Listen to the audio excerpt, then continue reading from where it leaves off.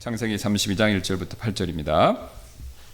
이에 야곱이 그의 길을 가더니 하나님의 천사들이 그를 만났더라. 야곱이 그들을 볼 때 그가 이르되 이는 하나님의 군대라 하고 그가 그곳의 이름을 마하나임이라 불렀더라. 야곱이 세일 땅 곧 에돔 지방으로 그의 형 에서에게 자기보다 앞서 전령들을 보냈더라. 그가 그들에게 전령들에게 명령하여 이르기를 너희는 이같이 내 주 에서에게 고하라. 주의 종 야곱이 이같이 이르기를 내가 라반과 함께 거하며 지금까지 거기에 머물렀나이다. 내게 소와 나귀와 양떼와 남종과 여종들이 있나이다. 이에 내 주께 말씀드리도록 내가 사람을 보낸 것은 내가 주 앞에서 은혜를 입으려는 것이니이다 하라 하였더라. 전령들이 야곱에게 돌아와 이르기를 우리가 주인의 형 에서에게 이른즉 그 역시 주인을 만나려 오는데 400명의 남자들과 함께 오더이다 하더라. 이에 야곱이 심히 두렵고 고민이 되었더라. 이에 그가 자기와 함께한 사람들과 양떼와 소떼와 낙타들을 두 떼로 나누고 또 이르되 에서가 한 무리에게 와서 그것을 치면 남아있는 다른 무리는 피하리라 하더라. 우리가 잘 아시는 대로 이제 야곱이 드디어 20년 만에 자신의 형, 쌍둥이 형 에서를 만나는 장면이죠. 자, 우리가 인생 살아가면서요, 어떤 일을 만났었을 때 그게 이게 어떻게 하면 해결할 방법이 없는 것처럼 해결할 방법이 어디 있을까? 그런 어려움과 도전에 직면할 때가 있죠. 있습니다. 이게 봐도 해답이 없고 방법이 없는 것 같아요. 자, 이런 상황에서 우리는요, 구원 안 받은 사람은 당연한 것이고 구원받은 사람이라고 하더라도 우리 스스로 문제를 해결하는 경향이 굉장히 많지 않습니까? 특별히 자신의 지혜 또 자신의 머리에 의존해서 어떤 난국을 타개하려고 하죠.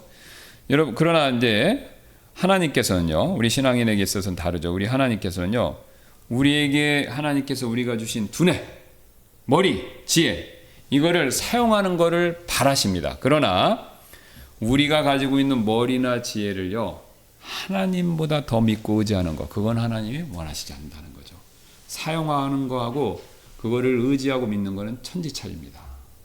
돈, 하나님이 우리를 주셨고 잘 쓰기를 원하시죠? 근데 그 돈을 의지하고 신뢰하면 안 됩니다. 배우자, 하나님이 짝지어 주셨잖아요. 필요하죠? 대답이 없으십니다.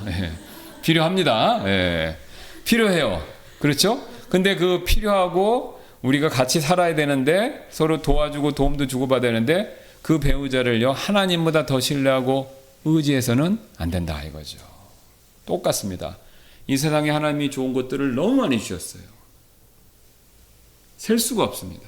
거의 무한대예요. 여기 보세요. 여기 다 하나님이 우리에게 주신 좋은 것이지 않습니까?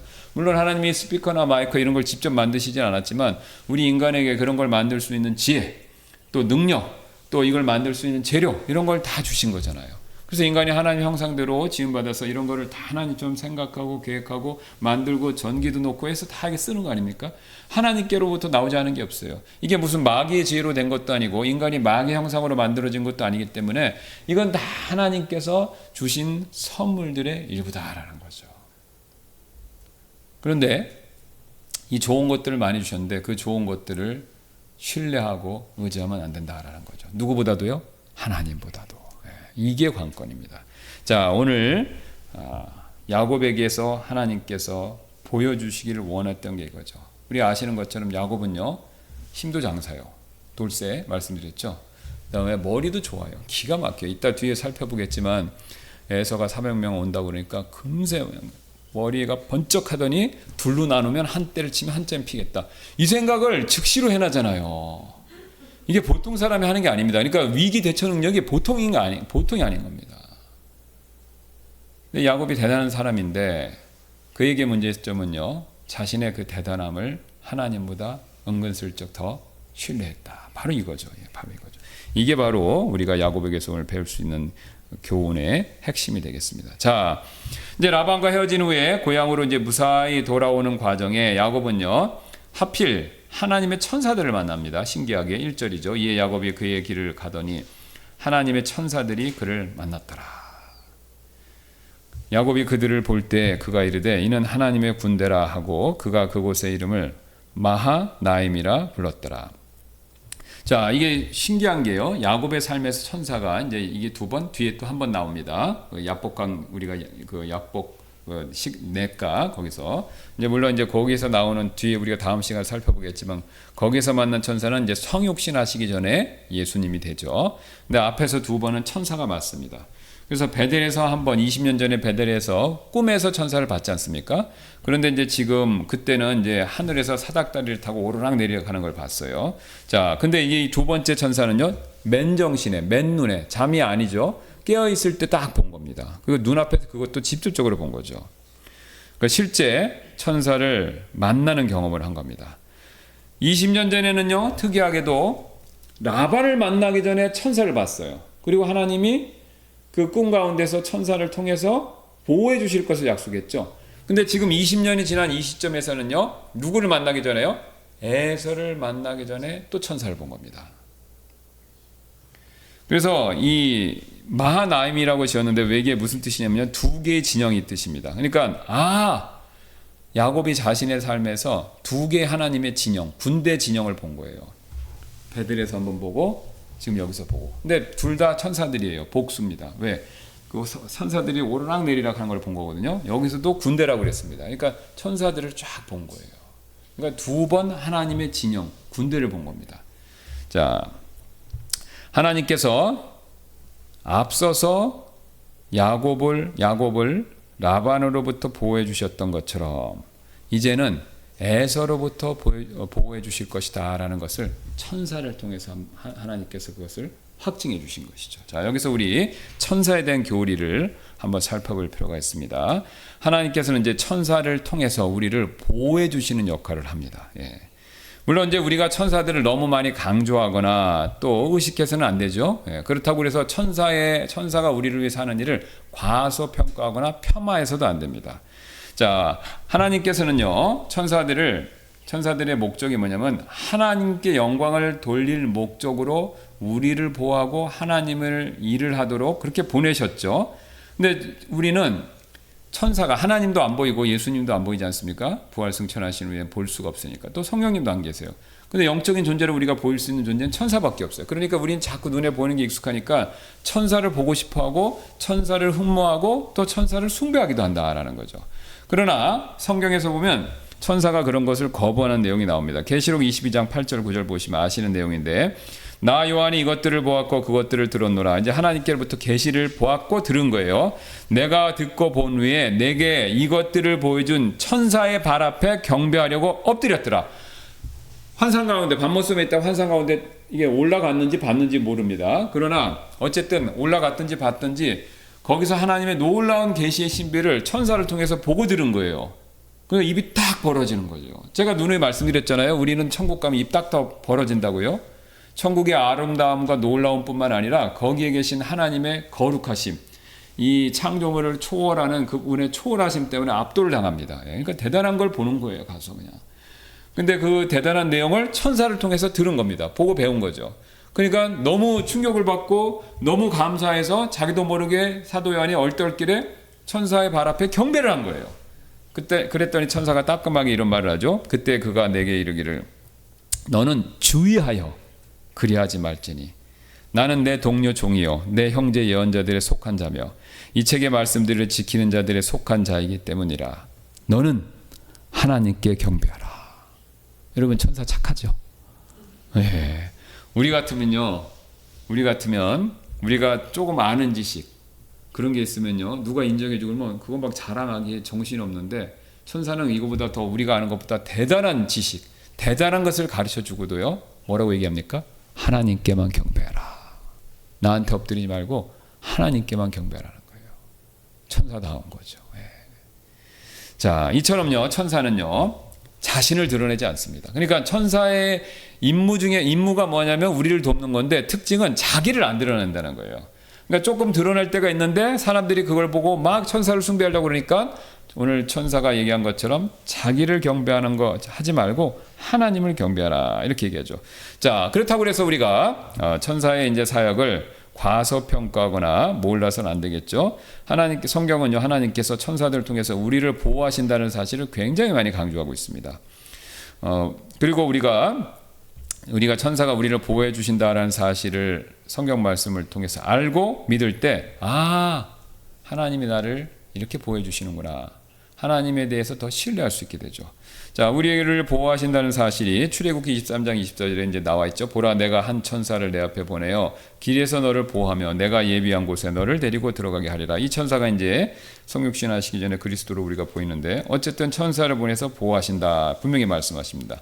그리고 이제 천사를 통해서 구체적으로 보호하시는 내용은 시편 91편에 나와 있습니다. 시간이 되시면 시편 91편을 한번 꼭 가서 보세요. 거기 11절 12절에 이렇게 나오는데, 이는 그분께서 자신의 천사들에게 너에 대한 책무를 주셔서 내 모든 길에서 너를 지키게 하실 것이기 때문이라. 그러니까 그 책무를 주셔서 하나님께서 우리를 보호해 주시는 역할을 한다는 거죠. 저는 개인적으로 한 번도 말씀드렸듯이 수호 천사가 있다 없다, 이건 논란의 여지가 있습니다. 그러니까 수호 천사는 한 사람당 복수로 한 천사 이상 따라붙으면서 무슨 대통령 경호 가드하는 사람들처럼 그렇게 해서 그 수호 천사가 있냐 없냐, 이거는 논란의 여지가 있는데요. 그거는 있다 없다를 우리가 알 수 없으니까 그거는 퀘스천을 놓는다 하더라도, 어쨌든 나를 1대1로 경호하는 천사가 있든 없든 그거와 상관없이 천사는 우리를 보호하는 일을 분명히 하고 있습니다. 분명히 하고 있어요. 어쩌면 지금 여기 있는지도 몰라요. 안 보여서 그렇지. 또 우리가 어떤 순간에 하나님 필요하시면 따라다니면서 우리를 보호하는 역할을 해요. 그거 어떻게 하냐고요? 이 말씀도 알 수 있지만, 여러분, 사탄이 우는 사자처럼 삼킬자를 찾는다고 그랬잖아요. 사탄도 어슬렁거리면서 삼킬자를 찾습니다. 천사도 마찬가지예요.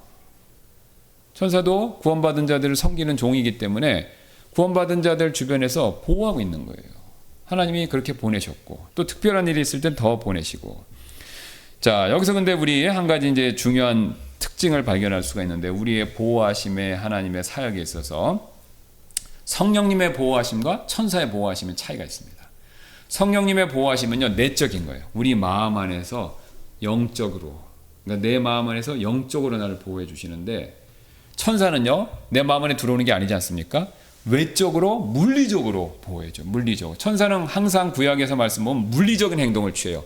뭐 원수들을 물리치거나, 뭐 빵이라 이런 걸 뭐 먹을 걸 갖다 준다든가, 그죠? 예, 그래서 아니면 그 롯같이 손을 붙잡고 밖으로 데려간다든가, 이렇게 물리적인 걸 행사해요. 예. 그래서 성령님의 보호하심과 그 다음에 천사의 그런 보호하심이 차이가 있다라는 거죠. 이걸 또 대표적으로 보여주는 예가 뭐냐면, 예수님이 광야에서 시험 받으실 때요. 자, 예수님 광야에서 시험 받으실 때 성령의 이끌림을 받았다고 그러죠. 예수님의 그 광야의 시험을 이길 수 있도록 성령님이 내적으로 예수님을 도와주셨어요. 그리고 시험을 마치고 났었을 때, 사탄의 시험을 마치고 났었을 때 이 구절이 나오죠. 4장 1절, 4장 11절. 이에 마귀가 그분을 떠나니 보라, 천사들이 와서 그분을 섬기더라. 여기 섬긴다는 건 뭐냐면, 이게 집사란다는 건 여기서 나온 거죠. 식사 시중을 두는 걸 얘기하는 겁니다. 그러니까 천사가 와서, 여기 나와 있지는 않지만 만나처럼 어떤 특별한 음식으로 예수님을 드시도록 이렇게 섬겼다라는 거예요. 그러니까 예수님도 성령의 보호하심, 내적으로, 또 천사의 도움받는 것, 이런 것들을 성경에 보여주고 있습니다. 자, 사탄이 우리를 시험할 때도 이게 마찬가지가 되는데요. 사탄이 우리의 마음을 유혹하고 시험할 때 어떻습니까? 내적으로 우리를 보호해 주시는 분이 누구시죠? 성령님. 또 아까도 앞에서 말씀드렸듯이 외적으로 우리를 해하려고 할 때 보호해 주는 존재가 누구라고요? 천사. 이렇게 생각하시면 쉽습니다. 그래서 시편 34편 7절에 이런 말이 있습니다. 주의 천사가 그분을 경외하는 자들을 둘러 진을 치고, 재밌죠? 그들을 건지는도다. 진을 치고 건져주신다는 거예요. 그 다음 욥기 1장 10절에는 더 흥미로운 놀라운 말씀이 있죠. 주께서 그와 그의 집과 그의 모든 소유를 사방에서 울타리로 두르지 아니하셨나이까. 이 얘기 누가 한 건지 아시죠? 사탄. 사탄이 욥과 욥의 가족을 해하려고 했더니 하나님이 풀어주셔야 된다는 거예요. 그 울타리를 보호해 주시는 거를 풀어주셔야 된다는 거예요. 그러니까 하나님이 한꺼풀씩 풀어주시죠. 가족에 대한 그 보호 울타리를 풀고, 그죠? 예, 그 다음에 재산에 대한 거 풀고, 가족에 대한 거 풀고, 그 다음에 건강에 대한 걸 푸니까 사탄이 단계별로 욥을 시험했잖아요. 예. 그러니까 여러분, 마귀 영화, 괴기 영화 보면 막 사탄이 이렇게 갖고 막 공격하는 거 있잖아요. 그거 다 어느 면에서는 사실이지만 그렇게 나타나고 할 때 가까이 못 옵니다. 왜요? 내적으로는 성령님이 계시고 외적으로는 천사가 우리를 보호해 주는 거예요. 그러니까 두려워하실 필요가 없습니다. 두려워할 필요가 없어요. 하나님이 우리를 안팎으로 지키시기 때문에. 네. 자, 그래서 우리가 이 사실을 믿는다면 우리에게 큰 위로가 되죠. 우리의 자신, 또 아까 욥기 말씀 보니까 가정, 우리의 소유, 또 우리 교회를 하나님께서 지금 천사를 통해서 보호해 주신다라는 거죠. 저는 제가 천국에 가면 굉장히 흥미로운 간증 가운데 들을 수 있는 간증 가운데 하나가 뭐냐면 천사들이 제가 이 땅에 살 때 얼마나 많이 도와줬는가. 네, 그걸 듣게 되면 흥미로울 것 같아요. 근데 저는 느낍니다. 운전하거나 무슨 일 할 때 누가 보호해 준다는 느낌을 들어요. 이렇게 운전하거나 차가 부딪힐 뻔하거나 뭐가 떨어지는 거 할 때 누가 이거 진짜 옆에서 누가 도와준 것 같다는 느낌이 들 때가 있어요. 여러분도 그런 게 있으시죠? 네. 세상 사람들 그걸 재수라고 그러는데 우리는 재수나 우는 다 누가 주관하시는 거예요? 하나님이 하시는 거잖아요. 근데 하나님 보호해 주셨는데 모르긴 몰라도 천사를 통해서 보호해 주실 수 있겠다라는 생각이 드는 거죠. 그러니까 실제로 천사가 암암리에 안보에게 우리를 보호하는 활동을 굉장히 많이 하고 있다라는 거죠. 자, 오늘 야곱 역시 이제 이런 천사의 보호하심, 이제 천사를 봤으니까 천사가 보호해 주겠구나라는 것을 믿고 든든한 마음이 들었겠죠. 그래서 이제 일단 안심한 마음에 에서에게 사람을 딱 보냅니다. 근데 간을 보는 거죠. 우리 형 에서가 화가 여전히 났나 안 났나 이제 간을 보기 위해서 전령을 딱 보내죠. 3절에 보니까 야곱이 세일 땅 곧 에돔 지방으로 그의 형 에서에게 자기보다 앞서서 전령들을 보냈다. 이렇게 얘기가 나오죠. 지금 야곱의 마음 가운데 굉장히 큰 무거운 짐이 있었습니다. 왜냐면요, 에서와 지난 20년간에 생겼던 골, 물론 보지는 않았지만 에서가 분명히 20년 전에 자기 마지막 볼 때 어땠습니까? 자기 죽인다고 그랬죠. 그래서 어머니가 그걸 듣고 빨리 보낸 거잖아요. 그러니까 자기가 여기 온 이유 중에 하나가 뭐냐면 에서의 칼을 피해서 왔죠. 그런데 이제 20년이 다 돼서 이제 돌아와서 이제 에서를 만나야 되는데 피할 수가 없는데 그 자기 형 에서가 여전히 자기에 대해서 적개심을 갖고 있을까? 자기를 죽이려고 그럴까? 이거 굉장히 궁금하고 부담되는 거죠. 그러니까 야곱의 입장에서는요, 그게 굉장히 답답하고 힘들었을 겁니다. 게다가 또 어떤 문제가 있냐면요, 그냥 갈 때는 지팡이 만들고 갔는데 지금 왔으면요 큰 가족을 이뤘어요. 그러면 형이 자기를 죽이고 이거 다 뺏어가면 나 20년 고생한 거 어떻게 되는 거예요? 물거품 되는 거죠. 자기 외삼촌 라반한테 그 겪었던 일 생각해서 진짜 억지로 이 가족과 재산을 모았는데 이거 한순간에 다 날릴 수 있으니 얼마나 마음이 무거웠겠습니까? 그러니까 야곱이 성경에 나오지 않지만 밤잠을 못 잤을 거예요. 그러니까 이제 야곱이 누굽니까? 머리가 좋잖아요. 그러니까 먼저 스파이, 사절단을 딱 보내는 거죠. 자, 여기서 우리가 중요한 교훈 배우게 되는데요. 앞서도 이미 살폈던 내용인데요. 우리는요, 우리가 저지른 죄를 잊으려고 하지만 우리가 저지른 죄는 우리를 잊지 않는다라는 겁니다. 때가 돼서 찾아온 거예요. 야곱은 어쩌면 라반 밑에서 시달리느라고 자신의 형 에서에게 지었던 죄를 잊고 있었을지도 몰라요. 근데 20년의 시간이 지나고 이제 형을 만나야 되니까 어떻습니까? 잊었던 죄가 떠오르기 시작하는 거죠. 생생하게. 죄가 자신을 찾아내고 있는 거죠. 민수기 32장 23절. 그러나 만일 너희가 그렇게 하지 아니하면 보라, 너희가 주께 죄를 지었으니 너희 죄가 너희를 찾아낼 줄을 분명히 알지니라. 죄가 찾아내서 오는 겁니다. 여러분, 이 땅에서 그 죄가 나를 찾아내지 않으면요, 죽음 이후에 심판석 앞에서도 그때 반드시 그 죄가, 내 죄가 나를 찾아냅니다. 하나님이 다 드러내세요.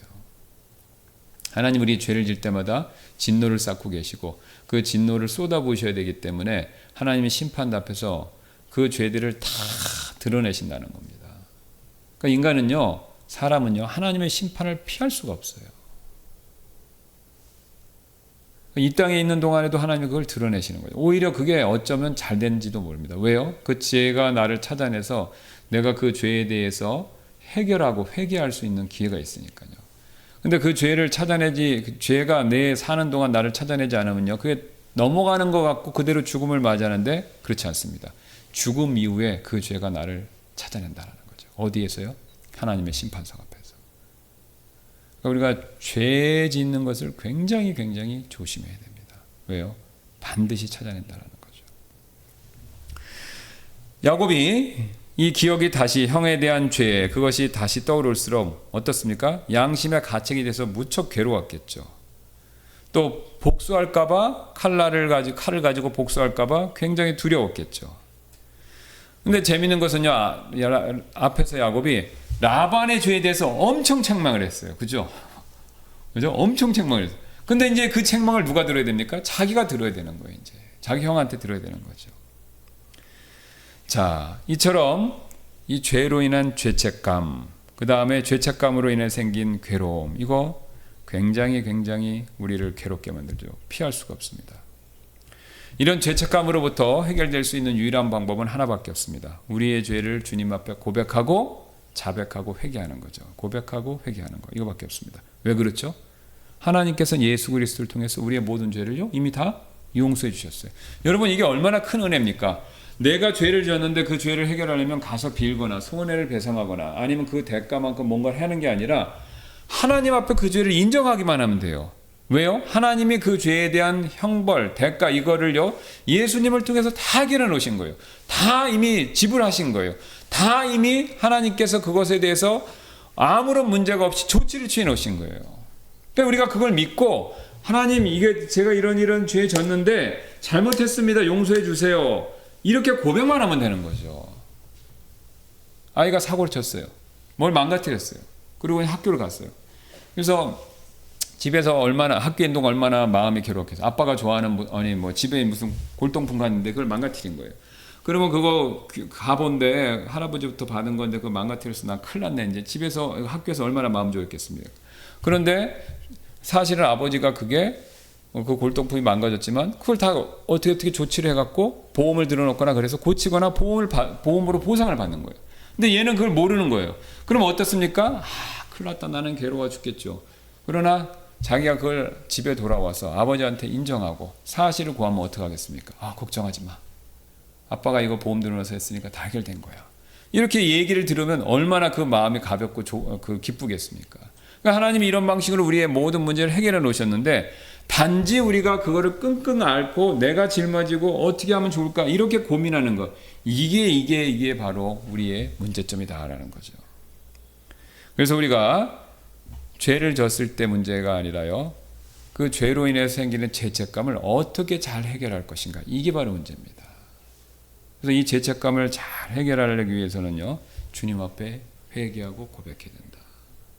여러분, 구원받은 것 같다고요, 죄책감은 별겁니다. 우리는 예수님을 믿었기 때문에 이미 구원을 받았어요. 그러니까 이 구원은 절대 변하지 않습니다. 상실되는 거 없어요. 하나님의 손에서 빼앗을 자가 없기 때문에 아무도 우리가 사탄이나 죽음조차도 우리를 예수 그리스도의 그 구원의 손길에서 벗어내거나 가져갈 수가 없습니다. 자, 그런데 죄를 지으면요, 지옥 가는 건 아니지만 죄를 지으면 앞에서 지금까지 말씀드렸던 것처럼 죄책감이 생겨요. 그래서 죄책감은 구원의 확신과 별개의 문제입니다. 그렇죠? 구원받아도 죄를 지면요, 죄책감이 생겨요. 그 죄책감이 나를 괴롭게 만드는 거잖아요. 괴로움과 고통을 주지 않습니까? 그러니까 그 죄책감을 항상 빨리 잘 해결해야 된다라는 거죠. 그래서 요한일서에서 이런 말씀이 있죠. 만일 우리에게 죄가 없다고 우리가 말하면 우리는 우리 스스로를 속이며 또 진리가 우리 안에 없는 것이니라. 만일 우리가 우리의 죄들을 자백하면 그분께서 신실하시고 의로우사 우리의 죄들을 용서하시며 또한 모든 불의에서 우리를 정결하게 하시느니라. 그러니까 우리가 구원받고도 죄를 짓습니다. 그 죄 때문에 지옥은 안 갑니다. 그러나 죄를 지면 죄책감이 생겨요. 그 죄책감이 사실 우리에게 두려움과 괴로움을 주죠. 그 죄책감을 해결해야 된다는 거예요. 죄책감을 안고 살 필요도 없고, 그 죄책감을 계속 안고 살고 있으면요, 하나님께 나가질 못하기 때문에 우리의 신앙에 어려움이 생긴다라는 거죠. 그러니까 우리가 고백을 해야 됩니다. 고백을 해야 되는 거죠. 자, 이처럼 우리가 주님 앞에서 죄책감을 해결하기 위해서는 고백을 해야 된다. 그래서 야곱은 이제 그런 죄책감에 시달리고 있으면서 또 형에 대해서 어떻게든지 화해를 해보려고 이제 여러 이리저리 궁리를 하고 있었죠. 그래서 형의 마음을 살펴보기 위해서 전령을 보냈고 그들에게 4절 5절 보시면요, 이런 구체적인 지침을 주었습니다. 한번 보겠습니다. 그가 그들에게 명령하여 이르기를 너희는 이같이 내 주 에서에게 구하라. 주의 종 야곱이 이같이 이르기를 내가 라반에게 함께 거하며 지금까지 거기에 머물렀나이다. 내가 소와 나귀와 양떼와 남종과 여종들이 있나이다. 이에 내 주께 말씀드리도록 내가 사람을 보낸 것은 내가 주 앞에서 은혜를 입으려는 것이니이다 하라 하였더라. 여러분 보니까 이거 좀 이상하죠? 주라는 말이 엄청 많이 나와요. 주라는 말이. 자신을 종이라고 표현하고 자기 형을 또 주라고 그래요. 자, 야곱이 왜 이렇게 했습니까? 자신의 형의 분노를 좀 가라앉히려고 그러는 거죠. 그렇게 가라앉히려고 일종의 우리가 하는 말로 뭡니까? 요새 그러다 립 서비스라면서요. 그러니까 야곱이 얼마나 지금 자신의 형을 주인으로 생각했는지 그건 모르겠는데 어쨌든 한 가지 확실한 건 입으로는 형을 주라고 부르고 자기는 종이라고 팍 낮추고 있습니다. 전략적인 것으로 보일 수밖에 없죠. 자, 여기서 또한 한 가지 중요한 사실을 배우게 되는데요. 우리가요, 하나님의 약속을 믿지 못하고 섣불리 인간적인 방법을 우리가 어떤 어려움에 처했을 때 그런 방법을 사용하면요, 그런 방법은요, 오히려 우리에게 불필요한 손해를 불러온다라는 사실입니다. 하나님께서요, 약속을 해주신 게 있어요. 뭐죠? 형이 동생을 섬기리라. 이건 태어나기 전부터 정하신 거예요. 그러니까 에서가 종이 돼서 동생 야곱을 주인으로 섬기게끔 하나님이 그렇게 정하셨어요. 근데 야곱이 어떻게 했습니까? 장자권을 뺏어서 억지로 자기 형이 자기 종이 되도록, 자기가 주인이 되도록 그렇게 해갖고 지금 이 사단이 난 거 아닙니까? 그런데 지금 야곱이 자기가 그렇게 인간적인 방법을 써서 억지로 뺏었는데 그 인간적인 방법이 이제 한계에 도달한 겁니다. 이제 형을 맞닥뜨려야 돼요. 그러니까 그 형에 맞닥뜨려서 방법이 없는 거예요. 그러니까 어떻게 했습니까? 자기가 종이라고 그러고 자기 형은 주인이라고 그래요. 근데 이게 재밌게도 하나님이 하신 약속과 정반대가 되어버렸어요. 하나님은 원래 야곱을 주인으로, 형 에서를 종으로 삼아 주셨는데 하나님의 방법을 썼으면 이게 그대로 될 건데 지금 현재 야곱은요, 자기가 꾀를 내는 바람에 정반대가 되어버린 거예요. 하나님 약속을 정반대로 자기가 만들어버린 거예요. 자기가 종이 되고 형이 주인이 되는 이런 역효과가 나온 거죠. 자, 사실 하나님은요, 자신의 약속을 이루시는데 야곱의 도움이 필요 없었어요. 이게 야곱이 결정적으로 실수한 게 뭐냐면 자기 어머니 리브가와 함께 하나님이 에서를 장자로 삼는 게 아니라 장자권을 준 게 아니라 자기에게 장자권을 주겠다라는 그 약속을 믿고 인간적인 방법이 아니라 하나님의 때에 따라서 기다리고 그 방법을 썼으면요, 이게 자연스럽게 됐을 겁니다. 왜요? 하나님께는 어려움이 없으니까요. 그런데 그 어머니가 중간에 인간적인 꾀를 내서 야곱은 거기에서 조연 역할을 하면서 이렇게 하면서 이 하나님이 원하시는 방법에서 틀어져 버린 거죠. 그러니까 오히려 손해가 된 겁니다. 안 그랬으면 자연스럽게 됐을 건데 하나님은 이런 방법을 원하시도 않고요, 이런 방법을 승인하지도 않습니다. 왜요? 인간이 개입하는 방법은요, 하나님의 방법이 아니고 하나님 방법은요 항상 자연스럽게 돼야 되는데 야곱이 그거를 거슬렀던 것이죠. 자, 이런 상황에서 하나님께서 이제 네 방법으로 하면 안 된다라는 것을 가르쳐 주시기에 이게 모든 것들을 지금 허락하신 거죠. 그때 에서에게 보냈던 전령들이 급히 돌아왔습니다. 그러면서 이런 보고를 하죠. 이게 보니까 전령들이 야곱에게 돌아와 이르기를 우리가 주인의 형 에서에게 이른즉 그 역시 주인을 만나려고 오는데 400명의 남자들과 함께 오더이다 하더라. 지금 전령을 보낸 건 뭐냐면 가서 딜을 하려고 그랬죠. 우리 주인이 그 에서 주인님한테 종이라고 그러고 그 다음에 이런 재산도 있는데 이렇게 해서 왔습니다. 그리고 라반 밑에 있다가 지금 오는 겁니다. 이렇게 얘기를 하려고 그러는데 협상을 하고 이제 그 형에 대해서 이렇게 좋게 얘기를 하는데 이 전령들 얘기를 보니까요, 가서 만나보지도 못했어요. 이렇게 가보니까 400명 오니까 불싸 이게 우리 주인 야곱을 치러 오나 보다. 그래서 덜컥 겁을 먹고 곧바로 달려온 것처럼 보여요. 그러니까 말도 못하고 그냥 온 걸로 이렇게 보인다는 거죠. 이에 야곱이 이제 크게 겁을 먹고 이런 조치를 취하죠. 이에 야곱이 심히 두렵고 고민이 되었더라. 이에 그가 자기와 함께한 사람들과 양떼와 소떼와 낙타들을 두 떼로 나누고 또 이르되 에서가 한 무리가 와서 그것을 치면 남아있는 다른 무리는 피하리라 하더라. 자, 아까 앞에서 말씀드렸던 것처럼 순간의 기지를 발휘해서 순식간에 또 꾀를 딱 낸 거죠. 쳐들어오면 두 쪽으로 나누고 한쪽을 치는 동안 한쪽은 도망친다. 야곱의 아주 탁월한 꾀를 부리는 데 있어서 탁월함이죠. 여기서 우리가 세 번째 원리를 배우는데요. 우리의 죄된 습관은 쉽게 변하지 않기 때문에 시간이 요구되고요. 그러므로 우리는 쉽게 포기하지 말아야 한다라는 사실이죠. 야곱은 지난 20년간 라반 밑에 있었습니다. 근데 라반은 자기보다 더하면 더한 사람이었지 자기보다 못한 사람이 아니었어요. 그런데 그 라반을 통해서 자신의 모습을 본 거죠. 이 세상에는 나보다 더한 사람이 있구나. 내가 꾀부리는 거 안 통하는구나. 그거를 본 겁니다. 예, 그걸 깨달은 거죠. 하나님이 그렇게 그것을 가르쳐 주신 거죠. 그래서 야곱이 어느 정도 변화되는 계기가 있었는데, 그런데 이 야곱의 그런 습관들이 쉽게 변하지는 않았다라는 거죠. 야곱에게는 더 많은 시간이 필요했다라는 걸 보여주고 있습니다. 어떤 문제에 있어서요?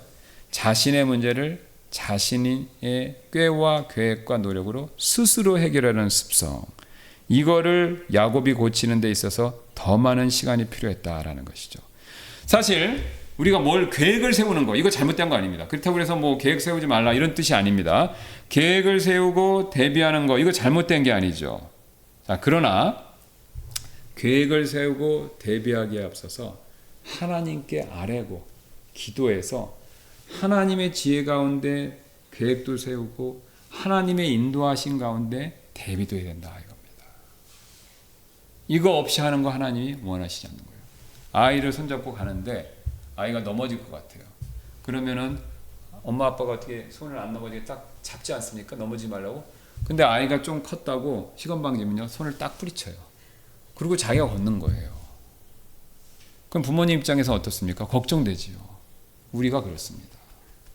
하나님이 붙들어 주셔야 제대로 가는 건데 우리가 좀 컸다고, 내가 뭘 가졌다고, 내가 뭘 안다고 하나님 손 뿌리치고 나 혼자 걸어가려고 하는 그게 문제죠. 그러니까 우리는 하나님 손을 자꾸 붙드는 연습을 해야 됩니다. 근데 야곱이 이걸 잘 못했고 이게 이렇게 하는데 시간이 점점 걸리는 거죠. 그래서 야곱이 지금 또 꾀를 내는 방법으로 곧바로 돌아간 겁니다. 곧바로 돌아간 거죠. 그런데도 하나님께서는요, 그런 야곱에게 시간을 주십니다. 벌을 내리시거나 혼내시지 않고요, 야곱이 그런 방법을 쓰게 허락하심으로 인해서 야곱이 스스로 이런 방법에는 한계가 있다는 걸 깨닫게 해주시는 겁니다. 그리고 하나님을 신뢰하게 만든다라는 거죠. 자, 여기서 또 우리 네 번째 원리를 배우게 되는데요. 우리가 두려움을 효과적으로 극복할 수 있어야 우리의 과거의 습관을 효과적으로 끊어낼 수 있다라는 사실이 됩니다. 자, 우리가 오늘 이걸 야곱의 이 얘기를 보면서요, 우리가 자연스럽게 이런 질문을 해볼 수가 있는데요. 왜 야곱은 에서에 대한 염려를 가지고 전령들을 보내기 전에 주님께 의지하고 기도하는 거 아니냐 이거예요. 왜? 야곱처럼 천사도 봤죠. 베델에서는 하나님도 봤어요. 또 하나님이 꿈 가운데도 나타났고, 그죠? 그 다음에 라반이 자기 죽이러 왔을 때 또 하나님이 나타나셔서 라반에게 그렇게 하지 말라 그런 거예요. 또 이번에 또 천사도 봤어요. 자, 저와 여러분이 이 정도 급으로 하나님이나 천사, 하나님 영광이나 천사 많이 봤으면요, 신앙 좋아지겠죠. 그렇죠? 그렇지 않겠습니까? 예, 뭐 천사 2번 봤으면 신앙 좋아지게 돼 있죠. 근데 그렇게 천사를 2번이나 많이 봤는데도요, 야곱은 결정적인 순간에 또 과거로 돌아갑니다. 그럼 왜 야곱은 결정적인 순간에 이렇게 꼭 과거로 돌아가냐? 여기 해답이 있습니다. 32장 7절 보면요, 이에 야곱이 심히 두렵고 고민이 되었더라. 이에 그가 자기와 함께한 사람들과 양떼와 소떼와 낙타들을 두 떼로 나누고. 두려움 때문입니다. 두려움. 우리 인간은요, 어떤 위급한 상황, 그 다음에 감당 못할 문제를 만나면요, 당연히 저절로 두려워할 수밖에 없어요. 두려움을 느끼는 것 자체가 정상이죠. 자, 그런데요, 우리가 어떤 문제로 인해서 두려움 때문에 그 두려움이 우리를 압도하거나 우리가 완전히 두려움에 사로잡히면요, 그 다음부터 우리가 하는 행동은요, 과거에 했던 습관적인 행동이 저절로 나오게 되어 있습니다. 어려움을 만나면요, 습관적인 행동이 저절로 나와요. 그래서 사람들이요, 두려움이 찾아오면요, 흡연의 습관이 있는 사람은 저절로 담배를 핍니다. 또 사람들이요, 두려움이 찾아오면요, 음주의 습관이 있는 사람은요, 술로 갑니다. 또 사람이요, 두려움이 찾아오면요, 큰 문제로 인해서 두려움이 생기면요, 자기도 모르게 거짓말하는 습관이 있으면요, 저절로 가짜의 사실을 얘기하죠. 거짓말 얘기하죠. 대표적으로 누굽니까? 아브라함은 거짓말하는 습관이 있었어요. 그죠? 예, 성경에서 그걸 보여줍니다. 이집트 파라오, 그 다음에 아비멜렉. 그리고 그 앞에서는 자기는 옛날부터 아비멜렉한테는 원래 그렇게 거짓말하고 왔다는 얘기까지 해요. 그러니까 거짓말하는 게 아브라함의 습관이었어요. 근데 파라오를 딱 만나니까 어떻게 됐습니까? 자기도 모르게 아내가 아니다. 아비멜렉을 만나니까 어떻게 했어요? 자기도 모르게 아내가 아니다. 여러분, 우리 안에 이런 습관들이 있습니다. 근데 이 습관들이요, 두려움, 어떤 문제를 만나서 두려움이 딱 찾아오면요, 내가 그렇게 하지 말아야지 하면서도 그게 딱 나오게 돼 있어요. 또 대표적인 사람들 있죠. 이스라엘 백성들. 이스라엘 백성들은 400년 동안 종살이를 했어요. 우리는 36년 일제치 아래에서 그것으로도 우리 안에 어려움이 있고 쓴뿌리가 있는데 400년을 한 거예요. 그러니까 400년 동안 종살이를 했으니까 얼마나 마음 안에 쓴뿌리가 있겠습니까? 한이 많이 있겠습니까? 그러니까 한이 쌓여 있는 거예요. 이스라엘 백성들은 400년 동안 종살이하면서. 그러니까 그 한이 쌓여 있는데 어떤 문제가 생겨서 두려움이 있으면요, 그냥 그 한 쓴뿌리가 밖으로 나와요. 그게 뭘로 표현되는 겁니까? 원망과 불평. 그러니까 이 두려움이요, 우리의 과거의 죄된 습관을 밖으로 끌어내게 하는 그런 역할을 한다라는 겁니다. 그러니까 성경이 지속적으로 이 사실을 보여주고 있죠. 자, 그래서 우리가 과거의 죄된 습관으로 돌아가지 않으려면요, 두려움을 느낍니다. 그 두려움을 느끼는 걸 피할 수가 없어요. 그러나 그 두려움에 완전히 사로잡히거나 두려움에 매몰되지 않도록 조심해야 됩니다. 이게 굉장히 중요합니다. 저와 여러분은 어떤 어려움을 만나면 두렵죠. 두렵지 않은 사람. 근데 그 두려움에 내 자신을 맡겨서 완전히 두려움이 나를 완전히 그 조종하고 두려움에 휩싸여서 어쩔 줄 모르고 이래서는 안 된다는 거예요. 그러면 나도 모르게 과거에 죄된 습관들이 그대로 나옵니다. 성격이 급한 사람은 막 급하게 하면서 막 싸우게 되는 거고요. 그러니까 여러분이 어려운 일 당하셨을 때 그 행동이 바로 여러분들의 과거의 습관들이에요. 그 중에 잘못된 게 있으면 죄된 습관들이고. 그래서 우리가 두려움을 극복하는 연습을 하셔야 되는데, 그러려면 어떻게 해야 되는가? 여기 이제 제가 여러 가지 여기 보시면 7가지를 적어놨습니다. 오늘 시간이 없기 때문에 이 제목만 한번 읽어보고 마치도록 하는데요. 가장 먼저는 뭘 해야 되냐? 하나님을 신뢰해야 되죠. 그러니까 두려움은 하나님을 신뢰함으로 이길 수가 있죠. 그래서 우리가 하나님을 신뢰해야 된다. 그 다음에 하나님의 사랑을 또한 우리가 의지해야 됩니다. 하나님의 사랑. 이 하나님의 사랑, 성경에서 사랑은요, 두려움을 몰아내는 효과가 있어요. 그래서 우리가 하나님의 사랑을 생각하고 하나님의 사랑을 의지해야 돼요. 그 다음에 또 하나님의 약속을 우리가 꼭 기억할 필요가 있습니다. 그러면 우리가 하나님께서 이 약속을 지키신다라는 그 마음이 들면요, 우리 안에 있었던 꽉 찬 두려움을 우리가 나도 모르게 그것들을 이렇게 경감시킬 수 있다는 거죠. 그다음 네 번째는요, 성령의 능력을 의지해야 됩니다. 성령의 능력. 성령께서는 우리가 두려움 대신에 능력, 두려움을 이길 수 있는 힘도 주시고 또 사랑도 주시고 또 절제하는 마음을 주시기 때문에 성령의 능력을 의지해야 되고요. 그 다음에 다섯 번째, 여러분이 잘 아시는 것처럼 하나님 말씀을 묵상해야 되겠죠. 그 말씀이 우리 안에서 두려움을 내쫓는 힘을 가지고 있기 때문에 그렇죠. 그 다음에 여섯 번째가 감사와 찬양. 찬양을 또 많이 부르시면 두려움이 우리 마음에서 많이 사라질 때가 있죠. 그래서 감사와 찬양 드려야 되고, 그 다음에 우리가 7번째 너무나 잘 아시는 내용이죠. 기도와 간구로 하나님 옆에 나가야 됩니다. 그럼 우리가 두려움의 문제를 극복할 수 있고, 우리가 두려움의 문제를 극복할 수 있으면요, 내 안에 있는 과거의 죄된 습관이 내 밖으로 나오는 것을 많이 통제할 수 있습니다. 많이 통제할 수 있어요. 오늘 야곱처럼 두려워서 곧바로 과거의 자기의 습관으로 돌아가는 일을 막을 수 있다라는 거죠. 두려움을 통제하는 사람이 과거의 죄된 습관을 통제할 수 있는 겁니다. 그래서 우리가 이 사실을 명심하시고 이를 잘 실천하시고 연습하는 저와 여러분들 되시기를 주님의 이름으로 소원합니다. 제가 기도하고 마치도록 하겠습니다.